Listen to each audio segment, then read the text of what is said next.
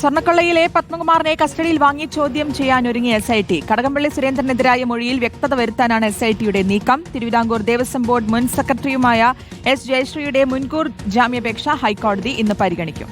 അതേസമയം സ്വർണ്ണക്കൊള്ളയിൽ പത്മകുമാറിനെതിരെ നടപടിയെടുക്കാത്തത് തദ്ദേശ തെരഞ്ഞെടുപ്പിൽ ആയുധമാക്കാനാണ് പ്രതിപക്ഷത്തിന്റെ നീക്കം.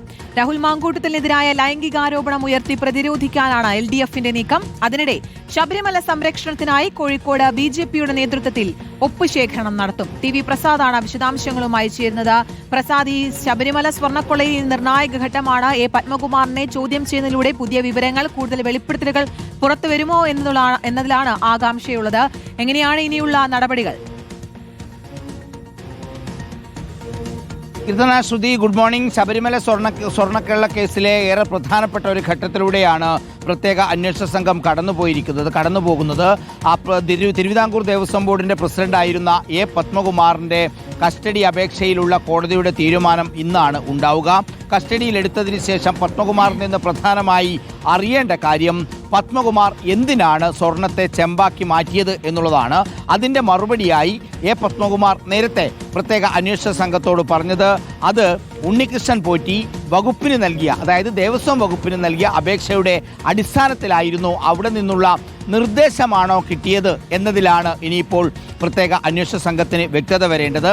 അന്നത്തെ ദേവസ്വം വകുപ്പ് മന്ത്രി കടകംപള്ളി സുരേന്ദ്രനായിരുന്നു. അങ്ങനെയെങ്കിൽ കടകംപള്ളി സുരേന്ദ്രന്റെ ചോദ്യം ചെയ്യൽ ഉടനടി ഉണ്ടായേക്കും എന്നുള്ളതാണ് മനസ്സിലാക്കുന്നത്. ഇന്ന് പത്മകുമാറിനെ കസ്റ്റഡിയിൽ കിട്ടും എന്നാണ് പ്രത്യേക അന്വേഷണ സംഘം പ്രതീക്ഷിക്കുന്നത്. അങ്ങനെയെങ്കിൽ ശബരിമല സ്വർണ്ണക്കൊള്ള കേസിൽ ഏറ്റവും പ്രധാനപ്പെട്ട നീക്കത്തിലേക്ക് പ്രത്യേക അന്വേഷണ സംഘം എത്തുന്നു എന്ന് വേണം അനുമാനിക്കാൻ. കാരണം ആദ്യം തട്ടിപ്പുകാരനായ ഉണ്ണികൃഷ്ണൻ പോറ്റിയെ പിടികൂടുന്നു. പിന്നാലെ Murari Babu, D. Sudheesh Kumar, KS Baiju, Devaswom കമ്മീഷണറായ N. Vasu, അതിന് പിന്നാലെ ദേവസ്വം ബോർഡ് പ്രസിഡന്റ് പത്മകുമാർ.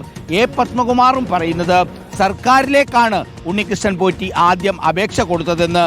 അങ്ങനെയെങ്കിൽ പത്മകുമാർ ഇത് ചെയ്തത് കടകംപള്ളി സുരേന്ദ്രന്റെ നിർദ്ദേശപ്രകാരമായിരുന്നോ എന്ന് പ്രത്യേക അന്വേഷണ സംഘത്തിന് അറിയണമെങ്കിൽ, അത് സ്ഥിരീകരിക്കണമെങ്കിൽ ഏറ്റവും പ്രധാനപ്പെട്ട കാര്യം പത്മകുമാറിന്റെ മൊഴിയെടുക്കുക എന്നുള്ളതാണ്, വിശദമായ ചോദ്യം ചെയ്യുക എന്നുള്ളതാണ്.